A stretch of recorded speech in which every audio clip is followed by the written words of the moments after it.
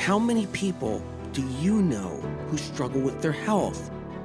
Chances are, whether they show it or not, most of the people in your life do. And chances are, you're one of them. Whether you're dealing with anxiety, depression, endometriosis, acne, eczema, autoimmune, thyroid, Lyme, brain fog, fatigue, or any other symptom or condition, you're far from alone. Living with symptoms has become the new normal. So no more guessing games. It's time to get answers. Welcome to the Medical Medium Podcast. I'm Anthony William. We're talking about natural flavors, natural flavoring. Sounds good, doesn't it? All natural, can't be bad. The thing is, there's something kind of sinister we don't know about natural flavoring. It's everywhere. It's in everything. Did you know that it appeared after something really bad disappeared? Wonder how they did that bait and switch. Get ready, fasten your seatbelts, because we're going on a natural flavor ride. Listen. Oh, sorry, ma'am. Yeah. Okay. God. What am I looking for again? Cereal. That's on the list. All right. Oh, here they are. Ingredients. Whole oats. Natural flavors. Why does everything have natural flavors? I don't understand this. Sorry? No, yeah. That's my carriage right over there. Yeah. Thank you.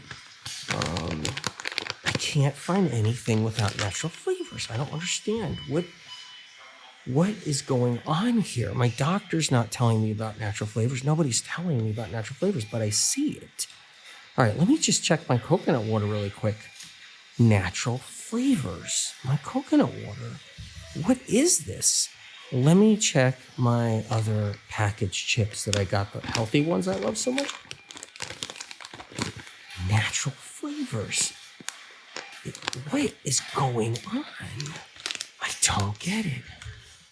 I've been shouting about natural flavors for years, ever since they did the switcheroo, the great bait and switch, the old bamboozle. What happened was there was something in everybody's ingredient list in everything they ate.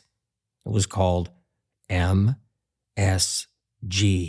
monosodium glutamate. You know, funny thing is it was everywhere. It was in every single frozen TV dinner. It was in every single frozen dish. It was in all the restaurant foods everywhere. It was in fast foods, takeout, but it was in snack foods as well. Sauces, dips, dressings. It was in everything. It was in all canned food. Anything canned. Canned beans, canned fruit. It was in canned vegetables, canned peas, canned green beans, anything canned at all, canned tomato sauce. It was in everything jarred. Jarred pickles, jarred olives, jellies, jams, peanut butter, almond butter, and even ice cream. Any kind of ice cream or any kind of dairy products like milk. Yeah, milk, cheese, butter, and then candy bars, chocolate bars. Any kind of candy, really. MSG was in almost everything, but here's the interesting part. It was listed in the ingredient list. You look at the back of a jar of pickles and you'll see MSG. You look at the back of a pack of cookies and you'll see MSG. It was always in the list. It was written there.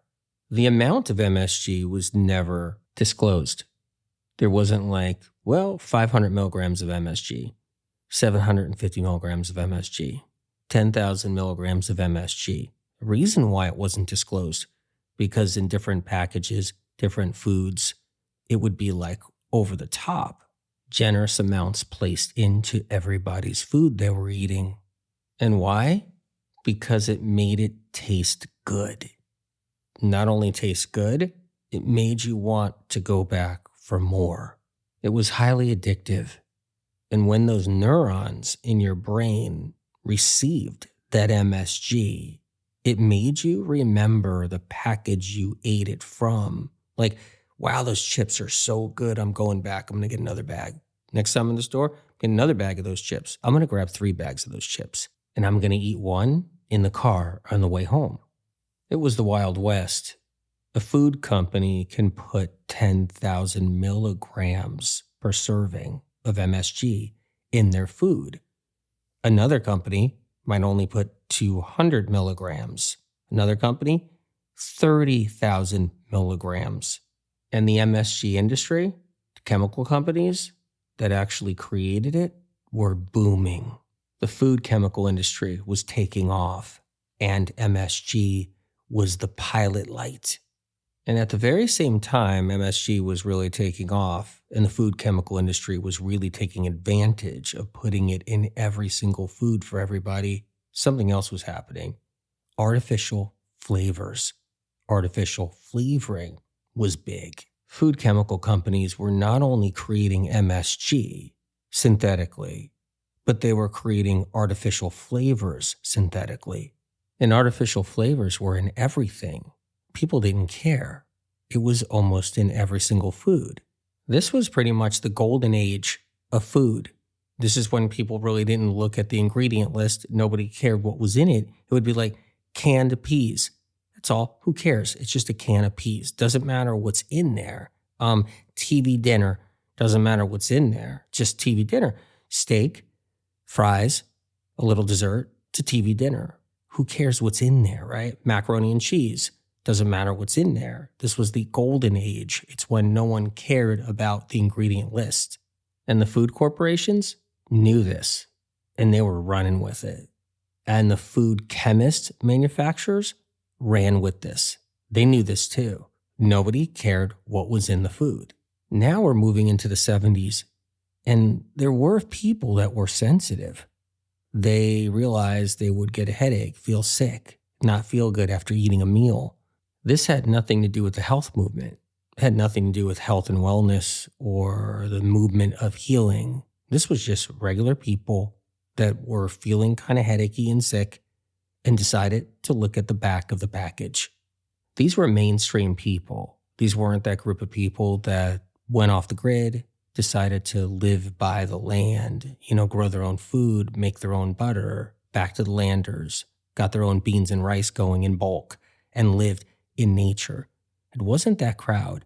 And it wasn't the crowd that was doing aerobics, exercising a little bit, worried about wellness to some degree, that group of people either.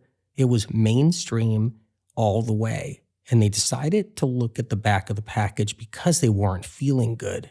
Conventional-minded, everyday people that started to read the back of the packages because they weren't feeling good, saw the MSG and made the connection.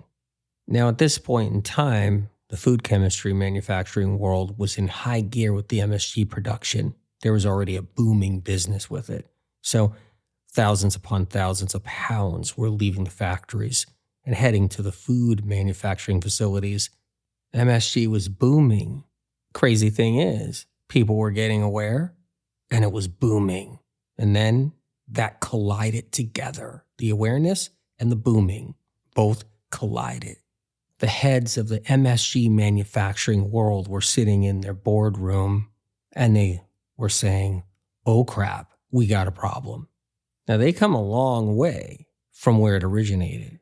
MSG commercial production started in 1909 after a Japanese professor who was a chemist figured out how to isolate glutamate from seaweed broth. Commercial production was about souping large vats of broth and then dehydrating the broth so the white powder can be singled out and then bagged up and sold to restaurants around the world. But that was the original old innocent way of doing it. That's not what we have today, and it wasn't what we had in the 60s, 70s, and 80s either. The old way was too expensive, cumbersome, it was crude, and it wasn't even that toxic compared to where it went later. Food chemical companies didn't exist 100 years ago. Food companies existed, but not food chemical corporations that manipulated food. And when these food chemical manufacturing companies got wind of how addictive MSG was, They had to recreate the process in an inexpensive way, but potent and much stronger than the original manufacturing of MSG in 1909. In the 20th century, there was a conditioning with how we tasted and flavored food. Salt was always there, it was always on the table. Fine. Pepper, too. But this is beyond just salt and pepper. The flavor games began. The food chemical companies knew this. This was about acclimating to another flavoring and another taste. This was MSG. Other food chemicals, too, and the artificial flavorings. People got used to stimulation from eating cheesy, crunchy things that came out of a bag. Chips with the most intense flavoring. After you finish up a bag, you look at your fingertips and they're all red and orange looking with a powder on there. Those intense flavors from the chemical corporations, they stimulate the neurons that run the senses. Older generations that were raised on just plain old food ended up learning how to eat all these high sensory, intense flavors. And then people now are raised on, instead of old plain food, they're raised on these intense flavors now. The younger generations are highly addicted to all these chemical food flavors. Well, I know what you're thinking, though. You're not one of them, right? Because you're eating all the healthier snacks and the healthier flavored foods and all the good different treats that seem like there's nothing bad in them, right? So you're not one of the people that are reaching their hands in those real orangey, red, cheesy, crunchy things in the bag.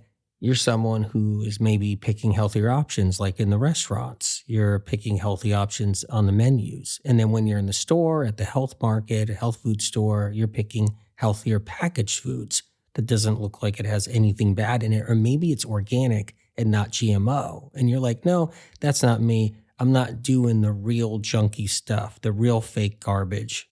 But you've been fooled in a way that I'm going to fill you in on in a little bit. It's also why when someone goes and eats cleaner and cleaner and they're avoiding any of the packaged foods or restaurant foods, it gets really boring really quick. The reason you can get bored really quick is because you're coming off the ride. You're coming off the addiction. You're going through withdrawal. You're coming off of the food chemical ride. It also leads to this problem. When someone actually stays away from the food chemicals, or they try to clean up, maybe do a cleanse, a really healthy one, like a plain steamed potato or some bananas, it gets really old fast, and then you feel like you're restricted. It's hard to eat without all that brain excitement, that addiction, the food chemicals hitting all the neurons. It's like when you see somebody out there and they get sick, they get all these symptoms and they have to dial it back, learn how to heal. And maybe they'll find some really good information. Maybe they'll pick up a medical medium book and they'll learn how to mono eat for a while. And they'll do it and their symptoms go away and they start healing. They get better because they've been holding back all these toxic foods. They've been allowing their body to heal. They've been not feeding their pathogens from all the different foods that are bad for them, and they're staying away from all the bad flavorings and all of the tricks that are inside food that food chemical industries create. And then they drop their guard. They got better enough to experience other things again, or experience the old things in their old life when they were sick. So they go out to a restaurant. They order a vegan pizza maybe, something that has all that flavor. And their mind is blown. Their brain is just totally like overloaded from those senses. That intense flavor's back. It hits every single neuron. It's excitement. It's a high. And a happiness comes over and takes over. And then you hear friends and family saying, why can't you eat in moderation? Why are you so restrictive? And you almost forget that you had to restrict to heal, to do the right things, to recover. But now, since you're better, it's like, why am I eating that way? Why should I just have a plain potato? Why can't I just eat what I want in balance, in moderation? Now you're on the addictive train again, the food train. And then you go for another vegan pizza. And then you go for another treat. And then you go with a chocolate bar. And then you go with something else, a coconut ice cream. And then you go with something else, and it doesn't stop. And now you're back on the restaurant tour. You're eating scrambled eggs. You're eating all these other dishes. You're eating salads with all this flavoring in it. And it's so easy to poo-poo what you did to get to this place of health, where you got strong enough, all the stuff you did to get to the place where you can go on the restaurant tour now. But you're smarter now at the same time. You're choosing decent meals. You're eating healthier overall. You're being mindful because you're not doing what you did years ago before you got sick, which was standard everything, standard American diet, eat whatever. Now you're like educated about food. So you're like, oh, I could balance that out. I could moderate that. I could have this. And you got the high and the addictive feelings. You think you outsmarted everybody. You know best. You outsmarted the original diet many, many years ago you used to eat before you got sick, and then you outsmarted the diet you brought into your life to get you better and move you forward, and now you're outsmarting as you move forward everybody else, thinking you got this whole thing down. You outsmarted the processed food world. You outsmarted the chemical food industry. You outsmarted everybody because now you know your body, or so you think, but you've been fooled. Or maybe you're somebody that did a keto diet. You got off the train, the flavor train, off the standard American diet. You want to lose some weight. You want to get your life in a better place. You want to eat healthier. You stayed off of all the packaged foods. You don't go to restaurants so much anymore because you don't want to be tempted. You're doing the lean proteins. You're staying away from snacks. You're watching your carbs. You're eating more vegetables. You're losing a little weight. You're dropping a few pounds. You're feeling a little bit better. Got a little bit more energy. You've been restricting away from all that flavor, all those dressings, all those different dishes, all those combinations. And then you're watching your friends eat what they want. They're eating pizza left and right. Ice cream, chips and dip, macaroni and cheese, buffalo chicken wings, flavored coffee drinks with alcohol in them, takeout every day, restaurant sandwiches. And you remember that things taste so much better in restaurants. And all your friends, they're getting those highs. They're excited. They're excited about food. They're watching you with your diet. And they're reminding you every second how you're missing out. Then you start feeling down about yourself. You start thinking, what am I doing? Why am I restricting? How come I can't eat like everybody else? But what's really happening is you broke your addiction for a little while. You're not living off all that flavor.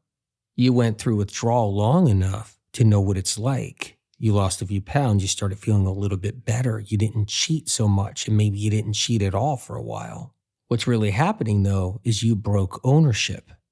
You were owned. Well, that's the thing. The flavor companies, they own all of us. That's the whole game. The flavor industry wants to own everybody. The chemical flavor industry knows you're going to lose. You're going to lose the battle. No way you're going to be able to hang in there that long. They know they got you. They know they got everybody. They know that eventually you're going to be peer pressured by somebody, family, friends, people you know, loved ones, anybody, coworkers, and they know the day is going to come. And the food chemical industry's think tanks, the group of people that know you better than you know you sometimes. Those think tanks know you're going to fall into that whole thing of, hey, I'm craving it. Maybe my body needs it this time. And those think tanks know you're going to fall prey to that old trick. I just needed a little salt. I was craving a little salt. That's why I went with that bag of chips. That's why I went with that fast food restaurant French fries. But if that's the case, why can't you just try a steamed potato plain with a sprinkle of a little salt on there? No, it doesn't do the trick. And how come homemade French fries made at home, baked in the oven or in an air fryer, just don't taste like the same thing when you go through the fast food restaurant and you get some French fries there? Because it's not just salt. Not even homemade French fries fried in oil will satisfy you like a French fry somewhere in a restaurant. So you end up coming off the bland train and you end up cheating. And then you're like, wow, that's what I remember, but it's even more exciting than ever before. The stimulation is crazy. This was amazing food.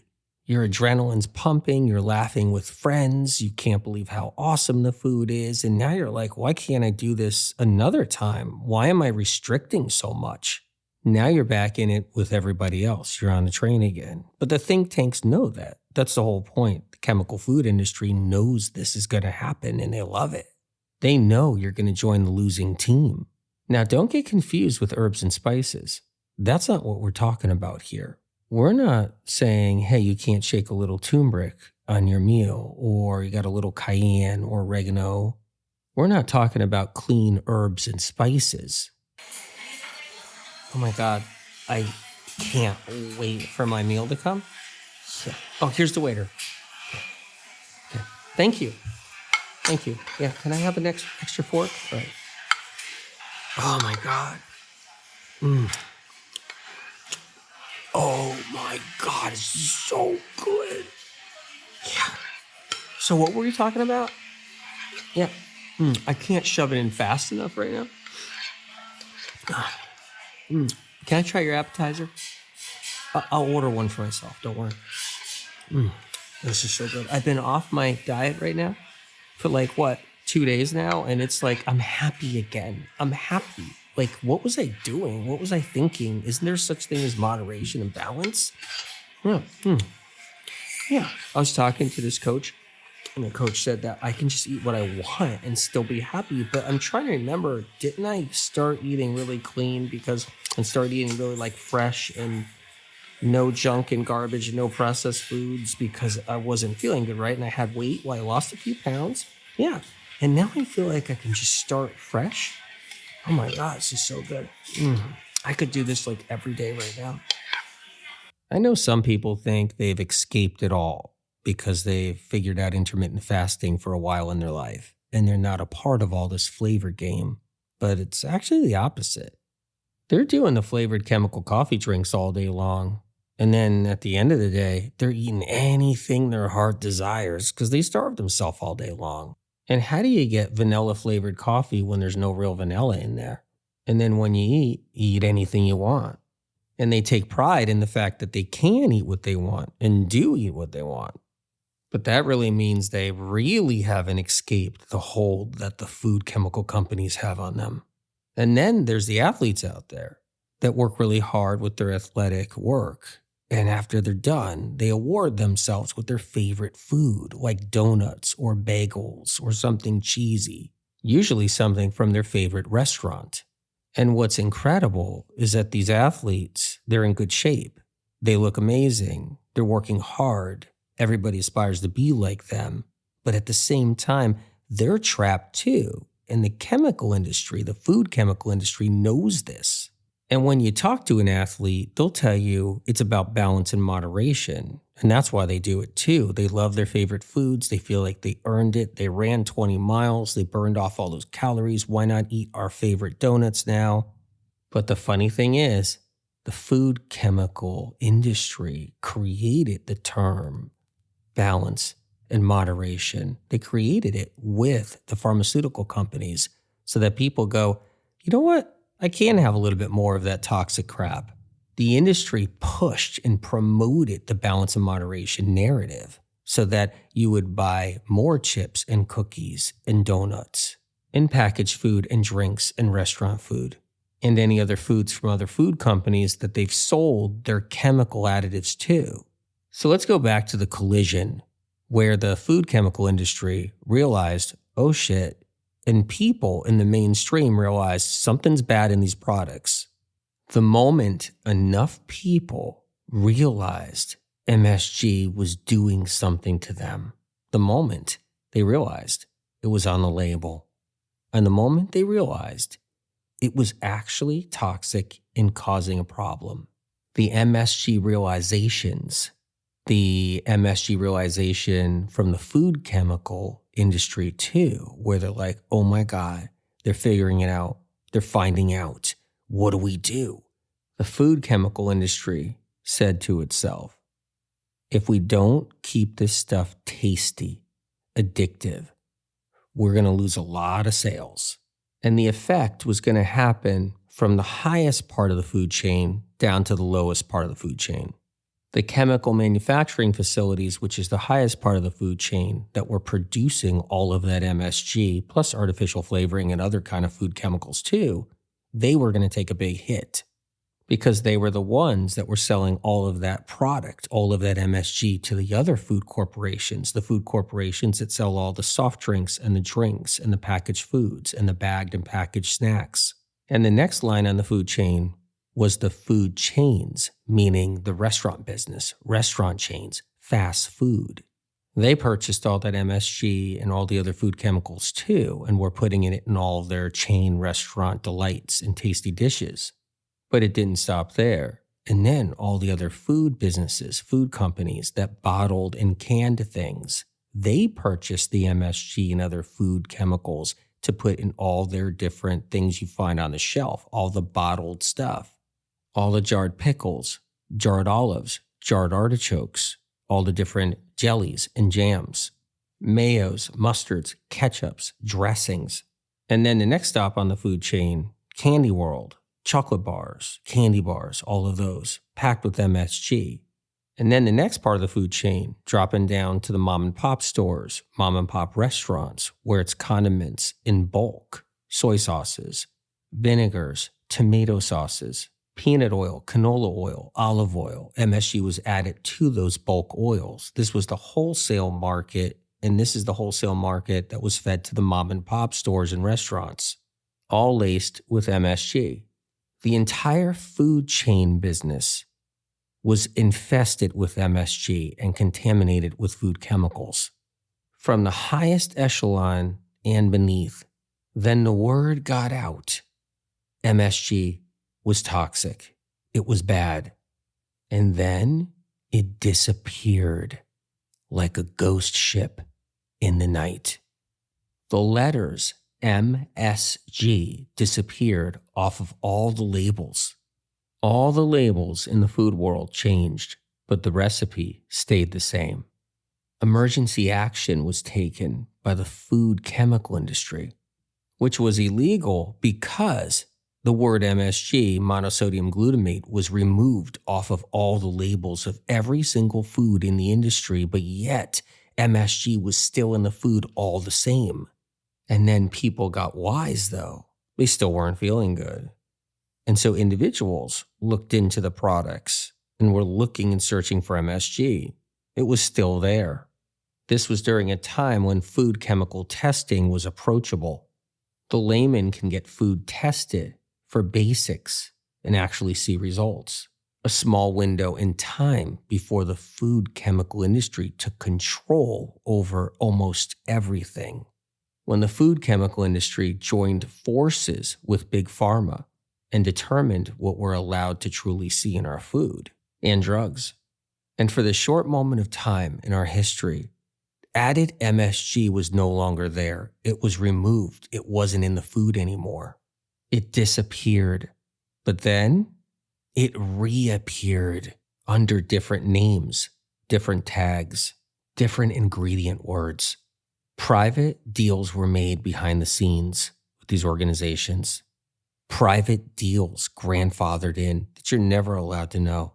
The MSG found its way back into the food under code names: yeast, artificial flavors, fermented products, fermented foods, soy products, protein isolate, and so many more. But there's a big one, really scary one. It's natural flavoring, natural flavors. Why is it scary? One reason, it's so deceiving. It's really a trick out. It's natural, all natural. Natural's great. Natural's good. Natural can be in any organic food. It can be in any product that's healthy for you. And all the people that wanted food transparency, like they wanted transparency of what they're eating, what they're feeding their children, they think they're getting that transparency. Natural flavors. What could go wrong? Think about all the people in the health world, health and wellness world. They care about what they're putting in their body. They look at everything. They read everything. Moms buy juice boxes. Juice boxes say apple juice and then natural flavors underneath it. Almost every single health food out there has natural flavors in it one way or another, including supplements. Any kind of supplementation, you'll see natural flavors in there. Now, here's where it gets really confusing. You'll see organic natural flavors, still the same thing. We're going to talk about that in a minute. Organic flavoring, organic vanilla flavor, vanilla flavoring, vanilla flavors, berry flavor, organic berry flavor, any kind of natural flavoring. But it doesn't stop there. It might say fruit flavoring Or it might say caramel flavoring, or it might say something else, but it never stops. There's so many different versions and different types of flavors. And then the individual fruit names or vegetable names, it'll be like blackberry flavoring, raspberry flavoring. And then you think it's just a raspberry that was put in there, but it's not. Just because you hear the word natural flavors and then you read the package and you're like, well, it doesn't say natural flavors on here. It says boysenberry or blackberry flavoring or fruit flavoring. I'm off the hook. Everything's okay. It's not natural flavors, but you're not off the hook. It's not okay. It's all the same. But at the same time, it's so different. So let's talk about that. What I mean by that is every time you see a flavoring of any kind in a product, there could be 200 different ingredients within that flavoring. 400 ingredients, 1,000 ingredients, 100 ingredients. It could be anything. And that's the whole point. It's like the fragrance world. It's a secret. You don't get to choose or know what is inside the product. It's like perfume, parfume, fragrance, cologne. You'll never know. 1,000 ingredients, many of them toxic, sitting inside of it, and you don't know about it. Natural flavors is like the perfume, fragrance world of food. And you thought you were getting transparency, full transparency of your health food. You're in the store, you're in an organic market, you're in a foods market, you see some healthy snacks, some healthy drinks, and little do you know, you got MSG in your drink, in your snack. It's in the natural flavor, along with many other chemicals you don't know about that are in the natural flavorings. Now, why would natural flavors or natural flavoring of any kind have MSG in it? If you look into MSG, you'll see out there that it has to be listed in an ingredient list on a food product. So if you want to choose to use MSG to flavor your food, it has to be listed in the ingredient list. But what people don't realize is there's a workaround. For example, if you're a food company and you want to produce a tasty food product and you want to buy and purchase isolated monosodium glutamate to make it taste good, you can. You can purchase it and then you can add it to your ingredient list, but you have to have the transparency. You have to say monosodium glutamate in your food product ingredient list. But if you're a health-minded person and you see it in the ingredient list, monosodium glutamate, you may not choose to purchase that product. So the workaround comes like this. The food company can purchase natural flavors. Natural flavors can go into the food snack or food product. You don't have to list monosodium glutamate. It's in the natural flavors. Food chemists that work for the food chemical industry create the natural flavors. They add the MSG into the natural flavors along with a whole bunch of other chemicals. Then they sell those natural flavorings to food manufacturing companies. If you have a package of snacks that you like, and they're a healthy package of snacks, and GMO-free, the whole bit, gluten-free, and you see natural flavors in there, and you call the company and say, what's in your natural flavors? Hello, super, uber, duper, healthy snack delights, incorporated. How can I help you? Yeah, anyway, I got your package right here, and I just have a question. It says natural flavoring. Yeah? And it says natural flavoring, and I just want to clear this up for a second because I'm thinking, what is that? Like, what's in the natural flavoring? Our snack foods are non-GMO, they're grain-free, they're gluten-free, and the best there is out there. So what's your question again, sir? The natural flavorings. Is it possible something else is in the natural flavorings? Because what is natural flavorings, do you know? I think I really don't, I can't answer that right now. I can get back to you though. What's your phone number? The thing is, no one will ever know. No one's supposed to know. It's not meant for anybody to know. That's the whole point. It's a way for the industry to sneak in anything they want to sneak in. Now, we're highlighting MSG, but there's a whole bunch of other chemicals getting snuck into those natural flavors. But there's good reason to highlight MSG, because it's really that bad. Now there's a lot of gaslighting going on about MSG out there. You'll hear about it. It's not so bad for us after all. There's really no harmful effects. There's no evidence or data. There's no proof, Clinics are even saying, well, there's really no proof that MSG has harmed anyone, so you can actually have it in moderation. Why not? No one's really getting hurt by it. Now, here's the big one they hang their hat on right here. They'll say monosodium glutamate is naturally occurring in all your foods, dairy, meat, fruits, vegetables.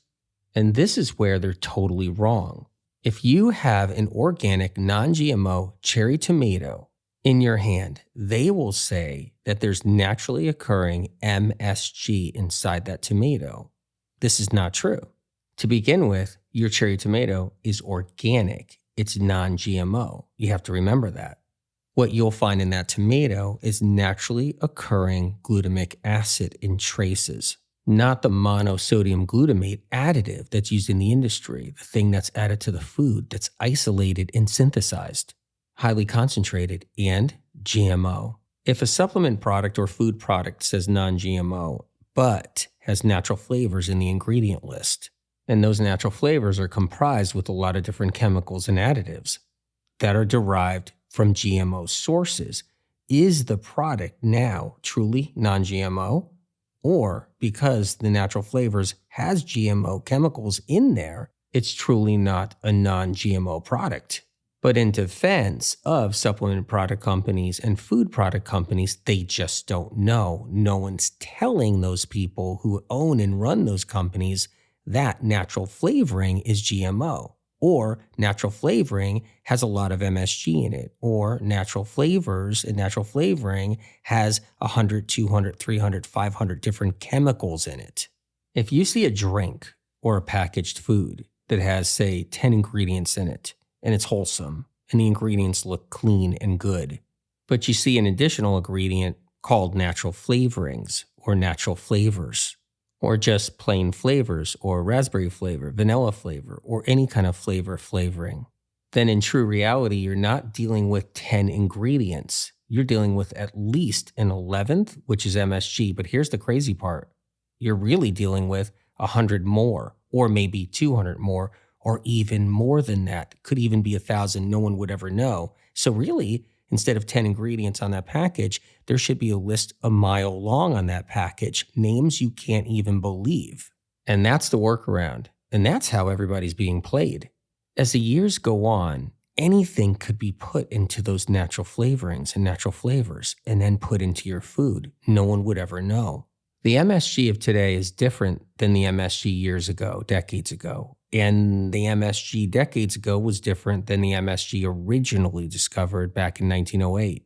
The MSG now is produced and created out of GMO sugar beets, GMO corn, GMO molasses, making MSG GMO. And then that MSG is added to a natural flavor mix, whether it's organic natural flavors or natural flavorings or vanilla natural flavor, it's added to that. Now it's a GMO product.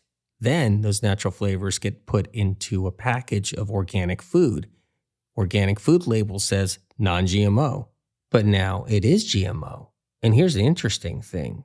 MSG isn't just MSG anymore by itself. Sure, they derive it from GMO sources like the GMO corn, GMO sugar beets, and other GMO products, but they also add different chemicals to it now. So it's not just MSG by itself, it's MSG with other chemicals added to it. And it's random. You won't know what kind of MSG you even get. Some MSG is just plain old, just sugar beets that are actually GMO'd corn. It's derived from it, and you just get the MSG mixed into those natural flavors. And some MSG will have that plus chemicals, but it's all random and it's all bad. And then when you think it's bad enough, there's different forms of MSG. There's a cloned version where it's all synthetic.